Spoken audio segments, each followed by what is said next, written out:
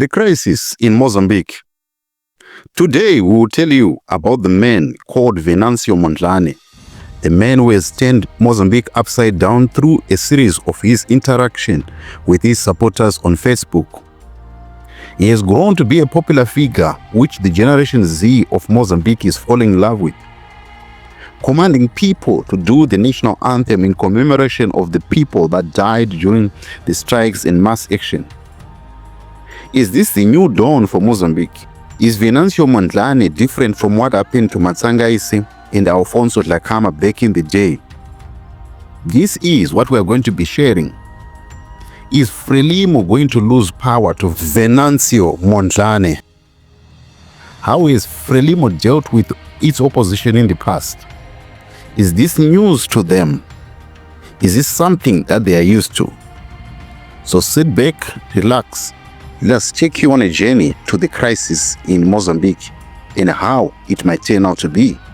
First, we look at the history of Mozambique and how it has dealt with the opposition. The country got its independence in 1975 after freedom from the Portuguese. But this did not come on a silver platter. It also came through a protracted war of 10 years with the Portuguese. Freedom in Mozambique came with its hurdles and challenges. First, the Portuguese were not happy. They sabotaged the country. Secondly, the neighbors of Mozambique, which were then Rhodesia and South Africa, did not like the idea of an African-led government on their doorstep, so they decided to form a pact with the disgruntled people of Mozambique so they can destabilize the country. Their main reason was Mozambique was a friend to the then ZANU-PF and ZANLA forces that were fighting in Rhodesia. Secondly, they were friendly to the ANC supporters who were fighting apartheid in South Africa. So the only way to deal with Mozambique was to destabilize them through a proxy war. This rebel group was formed and it was called Renamo. It was led by then Andre Matsangaise.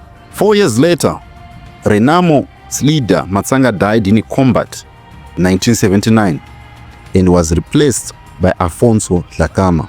Renamo, being helped and funded by South Africa, USA and Rhodesia, once had some talks with Frelimo in the Komati Agreement, which agreed that South Africa was going to stop Renamo's funding, but at the same time, they also had to stop the operations of the ANC in Mozambique. However, this did not stop Renamo's aggression in Mozambique. One thing is common though. In all this, we want to look at how Frelimo has dealt with its enemies. In the past, Frelimo went on and looked to get help from its neighbors like they are doing now in order to deal with the insurgency caused by civil war which protracted for over 15 years. In 1986, the death of Samora Machel and the fall of the apartheid government and the hunger that struck in Southern Africa from 1991 to 1992 forced Renamo to the negotiating table. In 1992, with the now leader of Mozambique, Joaquim Chissano, led Mozambique to a multi-party agreement that saw Renamo contesting as a party, moving from being a rebel group into a political party. Looking back, Renamo has never won an election in Mozambique from the elections of 1999, from the elections of 1994, 1999, 2004, 2009, 2014, and the elections of 2019, and now the elections of 2024. Renamo has continued to probe in these elections of the unfair treatment they would get from the Electoral Commission. What this means is Frelimo has never tested the loss of power in all they have been in existence for 50 years. They might not have gained some ground in some places, but they have not received the total loss of power, which is probably a common scenario like what has happened to ZANU-PF. In all the circumstances of ZANU-PF, be it in 1987 when they signed the Unity Accord, made ZANU-PF stronger. Come to the 2009, the global political agreement between ZANU-PF and MDC, ZANU-PF came out stronger. So you can safely say Frelimo and ZANU-PF are brothers in not losing power. Now let us go back to Venancio Mondlane and how he has changed the political landscape of Mozambique. Venancio Mondlane is a 50-year-old man who was born in the region of Lichinga in Nyasa province. He's an engineer by profession, and after growing in love with politics, he started out in 1999 with an organization called Jovens Solidarios, which was delivering aid to victims of floods like Cyclone Elene of 2000. Mondlane was known to be a commentator on television and radio programs, and also became a columnist for several publications in Mozambique. His political breakthrough came in 2014 when he became the member of the Maputo Council after he contested as a mayor in the city of Maputo under the MDM party and lost to Frelimo candidate David Simango.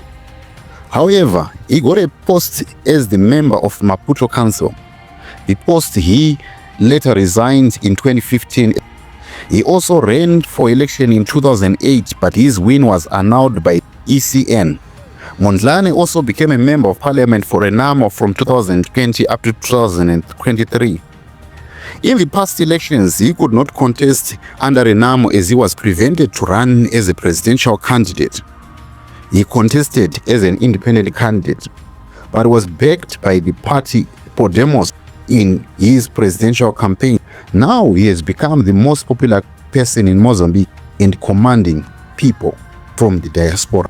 Having all these facts and the recent developments in Mozambique, this cast a doubt on whether Frelimo is willing to give up power to the opposition like Podemos, which was declared to have won 20% of the vote by the Electoral Commission. The crisis erupted when Venancio Mondlane's lawyer were gunned down when they vowed to challenge the election result. Following a disruption at a press conference of Venancio Mondlane, events that followed plunged Mozambique into chaos. In November, South Africa promptly closed the Lebombo border post. As you remember, South Africa is a key figure in this whole situation when they signed the Nkomati Agreement of 1984, which was to stop aiding Renamo's offensive as it was supported by the apartheid government. Things are a little bit different now, or they seem to be. In this digital generation, Mondlane seems to be commanding support from the woke generation.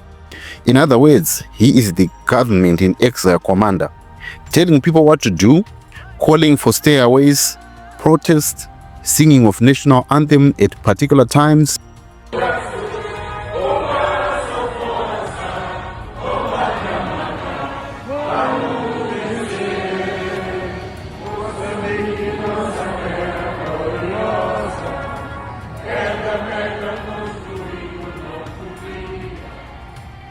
While the liberation movements have called for peace, like ZANU-PF, that has been named in this Mozambican election to be assisting Frelimo's rigging, is calling for peace. Zimbabwe, which is the current chairperson of SADC, tried to help by hosting an extraordinary summit to discuss the issue happening in DRC, but reports suggest that secretly the crisis in Mozambique was on the table. As fate would have it, after the summit, we saw the outgoing president, Filipe Nyusi, calling for a dialogue, which Mondlane snubbed if his demands were not met. Rather, he called for further mass action, which saw the people's response escalate throughout the country. While all this is happening, the situation in Mozambique still records the nation as amongst the poorest, having endured civil wars and terrorism activities in Cabo Delgado. Mozambique's poverty is still ranked on 181 out of 186 countries of the world, and the level of GDP per capita stands at $608. Poverty still stands at 46.1%. The biggest question in this impasse is whether Frelimo will reform itself into a negotiating table with Podemos, or it will continue with its stance of we will rule Muchida Msingade, whether you like it or not. To the people of Mozambique, we see you. To Africa, how long shall the crisis continue while poverty continues to ravage the continent? Like the Nigerian professor said, Abiodun Alao, in the book The Natural Resources and Conflict in Africa, The Tragedy of Endowment, countries rich with resources are always in perpetual conflict.